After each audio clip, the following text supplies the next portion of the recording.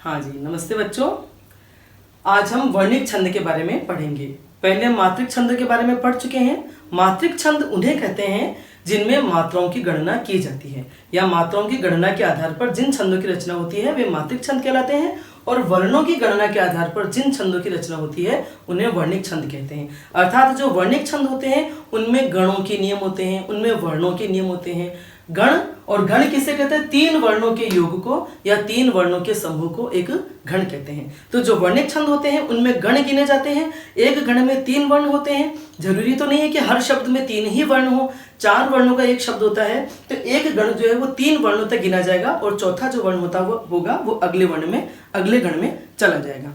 तो गण तीन वर्णों के योग होते हैं। गणों को समझने के लिए या वर्णिक छंदों को समझने के लिए एक सूत्र बहुत प्रचलित है, उसे हमें याद करना चाहिए। यह माता राज भान सलगा, मतलब इस सूत्र में जो हर अक्षर है वो गण का नाम है। जैसे यह अक्षर है तो ये यह गण है, माँ तो मैं गण, ता तो तय गण, रे गण, जय गण, भय गण, नय गण, सय गण। गण तो 8 होते हैं, ये से लेकर के सय, लेकिन इस सूत्र को पूरा करने के लिए या सय गण के स्वरूप को बताने के लिए लगा पीछे लगाया है। तो उसका मतलब एक लघु मात्रा और दूसरी गुरु मात्रा। समझ गए ना? जैसे यह मात्रा में यह गण के अंदर दूसरी और तीसरी दोनों मात्राएं गुरु है, उसमें सय गण के अंदर पहली लघु और दूसरी गुरु है।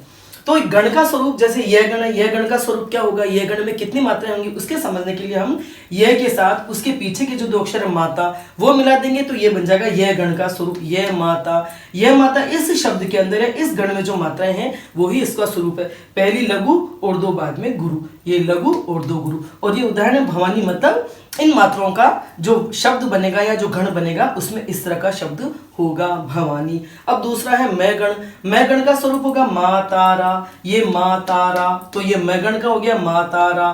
तय गण का हो जाएगा तारा जय, रे गण का हो जाएगा राजय भा, जय गण का हो जाएगा जय भाने, भय गण का हो जाएगा भाने से, नय गण का हो जाएगा नय से ले, और सय गण का हो जाएगा से ले गा।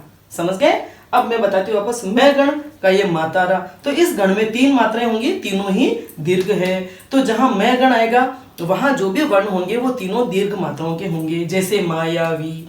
अब तीसरा है तय गण। तय गण का स्वरूप है ताराजय। आप उस सूत्र के अनुसार देखते जाइए और उस सूत्र को याद कर लेंगे तो आपको गणों को अलग से दिक्कत नहीं आएगी याद करने में। बस आपके सूत्र के अनुसार हर गण है और गण के अगले वाले जो दो अक्षर है वो उस गण का स्वरूप है या गण का लक्षण है। तय गण ताराजय, मतलब दो गुरु और एक लघु, दो गुरु और एक लघु। इसका जो शब्द होगा उसका ये होगा रूप सामान्य। तीसरा है रे गण। तो रे गण का मतलब हो गया राजय भा, एक गुरु फिर लघु और फिर गुरु, गुरु लघु गुरु। इसका शब्द हो गया उदाहरण स्वरूप भारती। पांचवा हो गया जय गण। तो जय भान है, पहला लघु बीच में गुरु और फिर लघु। तो इस स्वरूप का जो शब्द होगा वो कहलाएगा जय गण। फिर है भयगण। तो भाने से पहला गुरु और बाद के दो लघु है, गुरु और दो लघु है, भारत है, ये शब्द हो गया। नगण, नसल, नगण का जो स्वरूप वो है नसल और तीनों है लघु, तो इनका जो शब्द होगा वो कमल, ये लघु मात्राओं वाला होगा। सगण, सलेगा, मतलब सगण का नाम सगण है और उसकी मात्रा होगी एक लघु, दूसरी लघु और तीसरी गुरु। इस तरह से ये तीनों हो गए। तो इस तरह से इन छंदों में जो गण होते हैं उन गणों के अनुसार मात्राएं होती है, मतलब मात्राएं गिनी जाती है, लेकिन मात्राओं का महत्व उस रूप में नहीं होता है जिस रूप में मात्रिक छंद में होता है। संख्या यहाँ वर्णों की ही महत्व रखती है। मतलब अगर किसी छंद में 6 यगण है या 5 यगण है तो इसका मतलब यह गण, यह माता, एक लघु दो गुरु, एक लघु दो गुरु, एक लघु दो गुरु। इस तरह से पांचों गणों का स्वरूप वहां रहेगा और पांचों गणों के अनुसार मात्राएं वहां आएंगी। आपको ये समझ में आ जाएगा। उसके बाद कोई भी वर्णिक छंद समझने में कोई भी दिक्कत नहीं आएगी। आपको याद रखना भी सरल है, बस आप ये सूत्र याद रख लीजिए और इसको समझ लीजिए कि हर गण के बाद वाले जो दो अक्षर होते हैं उनको मिलाकर के वो गण बनता है। मैं गण है तो उसके दो अक्षर बाद वाले मिलाकर के मैं गण बन गया। तय गण को बनाने के लिए ताराजय, दो अक्षर मिला दिए और वो तय गण बन गया। ठीक है। अब ये जो वर्णिक छंद होते हैं वो भी 3 प्रकार के होते हैं, सम, अर्धसम और विषम। सम का मतलब वही है कि प्रत्येक चरण में गणों की संख्या समान होती है। अर्धसम मतलब पहले और तीसरे चरण में और दूसरे और चौथे चरण में गणों की संख्या समान होती है। और विषम में हर चरण में गणों की संख्या अलग अलग होती है। तो अभी मैंने आपको इस आज के एपिसोड में या इस वीडियो में मैंने आपको केवल गणों को समझने का, जो गणों का स्वरूप वही बताया है। अगले एपिसोड में आपको मैं बाकी छंद पढ़ूंगी, जो वर्णिक छंद है वो मैं पढ़ूंगी। ठीक है, धन्यवाद।